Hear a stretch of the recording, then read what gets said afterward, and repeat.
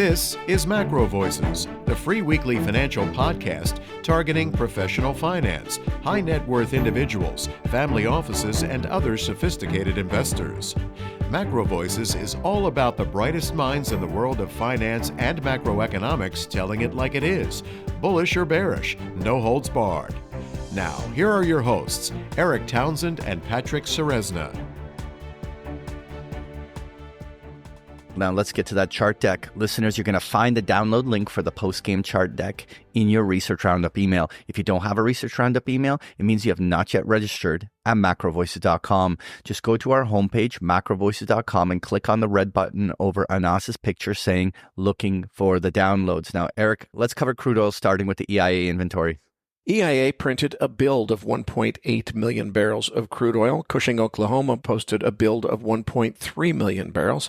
The drawdown on the board this week was gasoline, drawing down 945,000 barrels. Distillates building 379,000 barrels.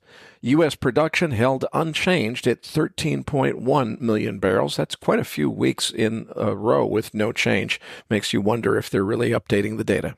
The continuing weakness that we're seeing is no great surprise given geopolitics settling down at least somewhat and still plenty of spare capacity in OPEC. So far, the market is not interpreting the Iranian helicopter crash as an assassination event. Now, evidence of foul play, particularly by a state actor, could change this picture in an instant.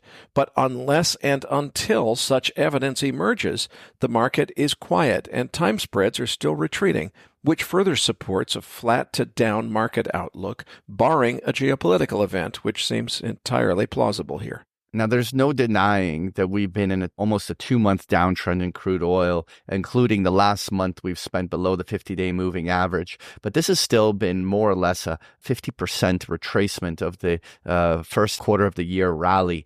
And overall, I still think that there's every opportunity for this to find some reason to bullishly break out. But I think at this stage, it becomes increasingly simple. The highs of May all come along that $80 level where the 50-day moving averages. And so when you draw a descending trend line along all the highs from April and May, you can more or less simply look for some breakout on the upside to signal that a potential new move is underway. And until then, just assume that this correction and grind will continue at least on the very short term. Now, let's move on to equities. Nick, I want to get you involved in this conversation. What are you watching here on the S&P 500? Yeah, Patrick. So right now, spot price on SPX is approximately 53.10. We have an implied move for the June 21st monthly OPEX of plus minus 110 points, which gives us an upper implied move of 54.20, which is a number that Elon probably likes a lot, and a lower implied move of 5,200. Right now, we have no key resistance as we're at all-time highs, and key support is at 52.50. Right now, I'm inclined to think that we see perhaps another move higher as NVIDIA just blew it out of the water. I think that we're going to see most tech names hit new highs as well. And I think that 54.50 area would make a lot of sense in the short term. You know, it's interesting you're talking about those levels because right along this 5,400 to 5,450 area is my upper resistance levels for the S&P as well. And it's interesting because the relative strength in the Nasdaq is there. And so a move on the Nasdaq is measuring all the way to 19,000 to 19,500 on the Nasdaq 100. And so with the S&P 500, that should line up with it testing that resistance level just about this 5,400 area above. That'll be a real tell as to whether or not that's where the market at least finds overhead resistance. I don't want to already be calling an immediate bear decline, rather simply the exhaustion points for the advances where things could pause and consolidate. And so definitely a bit of a mature rally that is certainly got a little bit more to go. We'll see whether or not these upper targets get hit. Let's move on to the Nasdaq, particularly the QQQ. What are the support resistance levels you're looking at there? Right now, spot price on Qs is approximately 460, and we have an implied move for the June 21st monthly OPEX of plus minus 11 points. Therefore, the upper implied move is to 471, and lower implied move is down to 449. Right now, we have no key resistance as we're at all-time highs, and key support is right around 445. As I mentioned on SPX, I do think we're going to see further upside on Qs as we're seeing a lot of strength in tech names like Apple, Google, and NVIDIA right now. You know, it's interesting because what we are seeing is a divergence in breadth. Again, we're back in a scenario where the mega caps are leading the way, the breadth is narrowing, and you're seeing, for instance, the small cap simply not participating.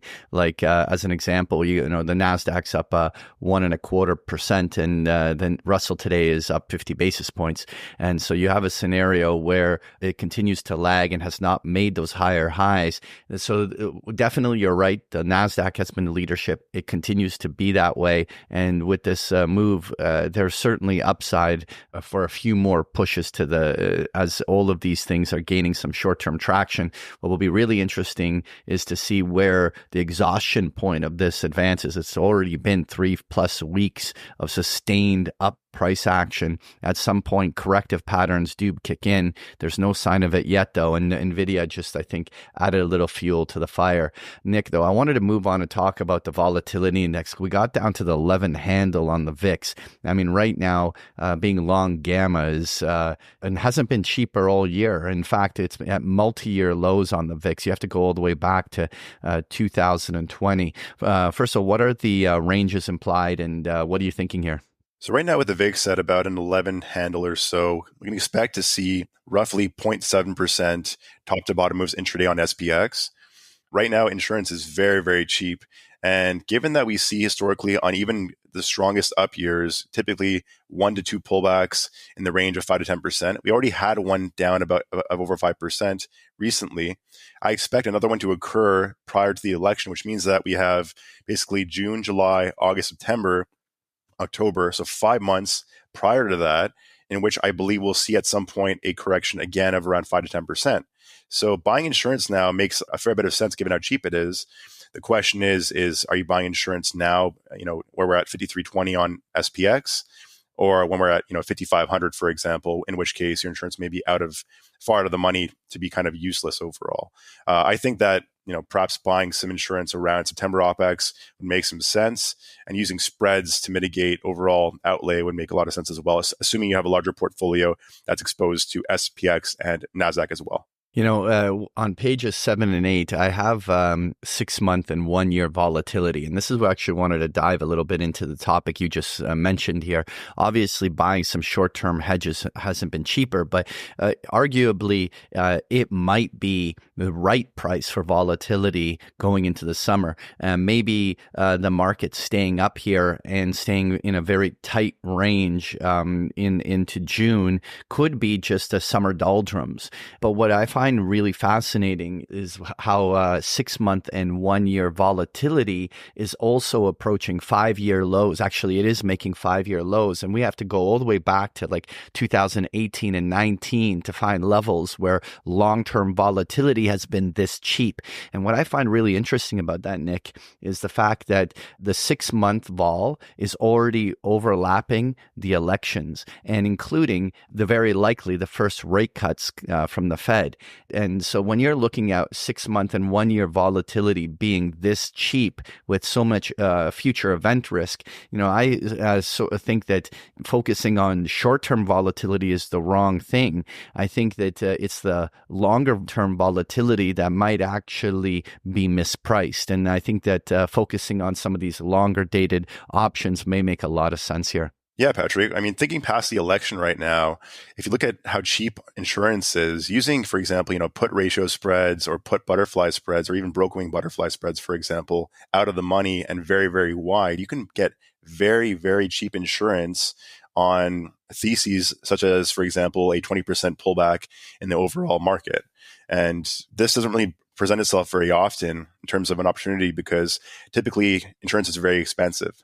So moving on to page 9, we have the US dollar index. Yeah, I wanted to just make one quick comment. The dollar has been also correcting very much like it almost looks like a crude oil chart, and it's been correcting over the last 2 months. But overall, it still remains just a retracement of its prior rise. And with the U.S. dollar yen once again starting to crawl higher, it'll be all eyes will be on that euro, whether or not it breaks below the 108 in the coming weeks. I'll be watching to see whether or not this starts to regain some strength. I mean, it's been a very weak rally so far, so nothing to call as a new breakout. But the supports, at least initially, are holding. So it'll be interesting to see whether the U.S. dollar bulls show up. Moving on to page 10, we have that gold futures chart. Eric, what are your thoughts here? This looks to me like a textbook bull market that just retested its all-time high, with the slow stochastics already signaling a strong overbought condition. Wednesday's pullback came as no surprise, and it doesn't concern me in the slightest. This market is getting ready to break to a new higher all-time high, or at least that's the way it looks to me. It needs to first shake out the weak hands who bought the top at 24.50. It's just a question of how far down we have to go in order to accomplish that. Considering the overbought slow stochastics, we could see a deeper correction over the next several days, but I'm confident that this bull market still has plenty of legs and will continue as soon as the market catches its breath. Eric, I love pullbacks like this. The recent retracement is typically now the type of a pullback that has been over the last 3-4 months always bought on dip. And so with this kind of 2-day pullback, this will be a true test to see whether or not the bulls are still in business and whether or not dips are being bought. Really, as so long as this maintains at or above 23.50, I'll view this as a shallow correction and be looking for continuation patterns to the upside. It would the most disappointing thing that could happen here for the bulls is that all rallies start failing and there's no follow through or momentum, and it gets very toppy. But it could take weeks of more technical information to see whether or not something more bearish is underway. I'm assuming here that it's a buy on dip. I wanted to move on though to page 11 where we have the copper chart, and copper has gone outright parabolic in the month of April and May, and the sentiment couldn't be more bullish in this space. We finally now have seen the first pause and retracement of this rally with about a 40-cent pullback off the highs.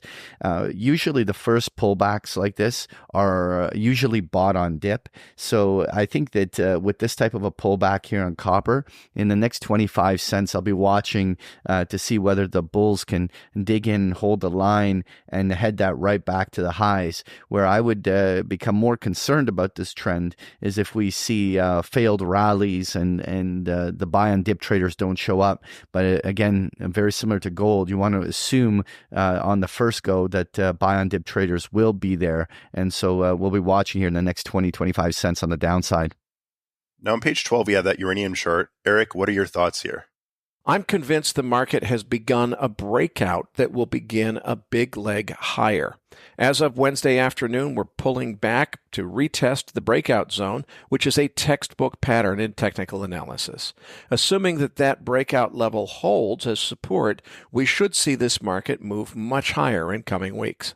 Yeah, there's a lot of stories and headlines around uranium, and certainly uranium stocks are actually performing better than uranium itself. But spot prices of uranium continue to actually be pinned. They've been in a very tight range around the $90 handle. For all the stories around uranium, uranium spot prices have really been in a tight range, and we haven't seen uranium as a commodity really start getting underway. What we do see is a momentum in uranium stocks as they continue to bull ahead, but we'll be watching whether or not some uranium follow through occurs. The Sprott Physical Uranium Trust has numerous times tried to break out, but the spot prices of uranium simply are not confirming. So we're in a tight range, and we're going to be looking to see whether or not they can finally see some bullish follow through in the coming period. The final thing I wanted to just touch on is 10-year Treasury bond yields on page 13. And the the one thing that I wanted to simply point out here, we went through a period where there was a reflationary cycle where numbers were coming in hot, and that caused yields to press higher. What we are seeing here is finally some slowing in the progression in these inflation numbers, and the yields now coming off those highs.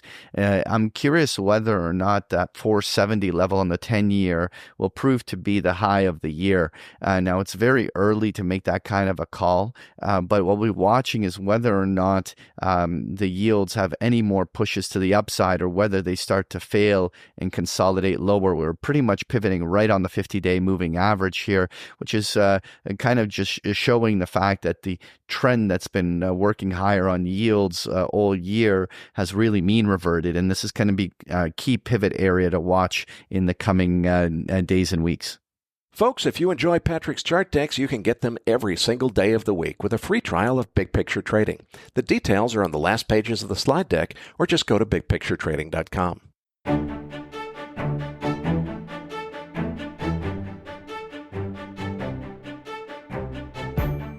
That concludes this edition of MacroVoices. Be sure to tune in each week to hear feature interviews with the brightest minds in finance and macroeconomics.